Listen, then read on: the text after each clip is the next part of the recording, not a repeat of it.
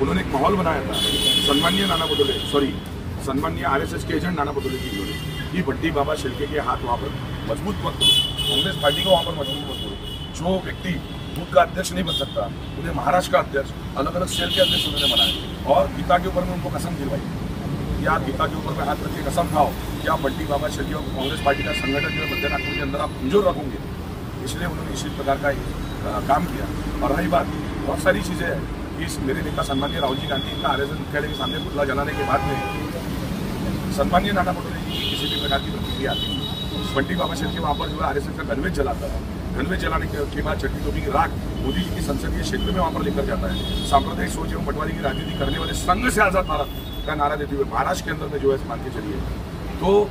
कहने का मतलब इतना ही है कि प्रतिक्रिया आप देते हैं। आप जिस प्रकार से जो है मुस्लिम समाज के संत के ऊपर में यानी टिका टिप्पणी अगर भारतीय जनता पार्टी का अगर कोई अगर नेता अगर कहता है, कोई नेता अगर कहता है मस्जिद के अंदर जाकर उनको अगर मारेंगे तो उसके बाद में भी प्रांताध्यक्ष कांग्रेस कमेटी के प्रांताध्यक्ष अध्यक्ष मैं ये कहूँगा कि आरएसएस के एजेंट नाना पटोले जी ऐसे समुदाय के लिए जो है कुछ प्रतिक्रिया देते नहीं है। और उसी तरीके से इस प्रकार की विष बोने का काम, इस प्रकार का जहर बोलने का काम और इस प्रकार से पौधे को पेड़ बनाने का काम, यानी अलग अलग जातियों में पेड़ निर्माण करने का काम जो आरएसएस और भारतीय जनता पार्टी वाले जो नेता जो करते हैं, जो स्वयंसेवक जो करते हैं, वो स्वयंसेवक ये खुद नाना पटोले जी इन्होंने इतने सालों में इन्होंने इतने सालों आपको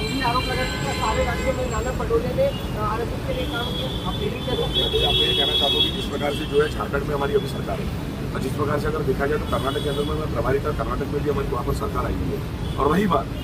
महाराष्ट्र में 16 सीटें हैं, 16 और 16 सीटों में एक इनकी सीट है और इनकी एक सीट पे सलार है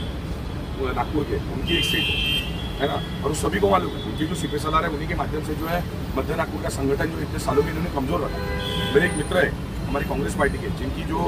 धर्मपत्नी जो है वो धर्मपत्नी उनकी जो है वो मालदारपुरा क्षेत्र से जो है पार्षद का चुनाव भी लड़ी थी और बहुत कम वोटों के अंतर से वो चुनाव हारे थे। ऐसे मेरे भाई इरफान कासी,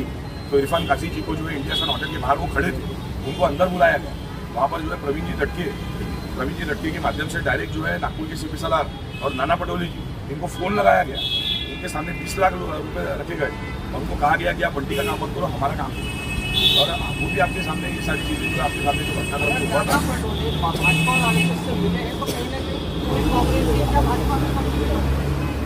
का मतलब बस आपको यही है कि जो लोग आरएसएस का और बीजेपी का काम करते हैं, जो लोग मान के चलिए अपने बूथ पर भी सक्षम नहीं हो, ऐसे लोगों को इन्होंने महाराष्ट्र का अध्यक्ष बनाया है, अलग अलग सेल का महाराष्ट्र का अध्यक्ष। जो लोग अपने बूथ नहीं जिता पाते, जिनके बूथ के ऊपर में 90 वोट मिलते हैं, ये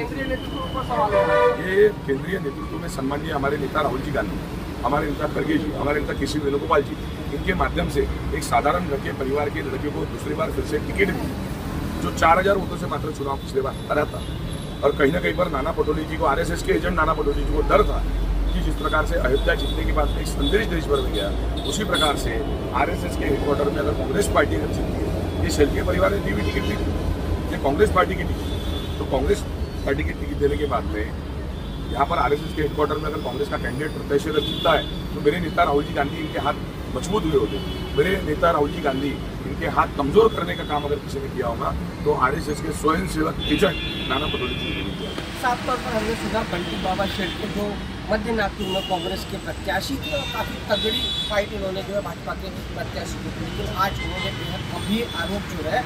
नाना पटोले जो राज्य के प्रदेशाध्यक्ष कांग्रेस कमेटी के ऊपर बहुत गंभीर आरोप लगाया। नाना पटोले को सीधे तौर पर उन्होंने आरएसएस और भाजपा का एजेंट घोषित कर दिया।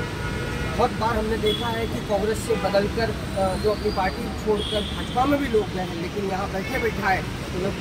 बड़े कद्दावर प्रत्याशी का नाना पटोले पर इस तरह के गंभीर आरोप लगाना कांग्रेस के अंतर्गत कलह के साथ साथ उनमें कहीं ना कहीं असंतोष की लहर को भी दर्शाता जरूर है।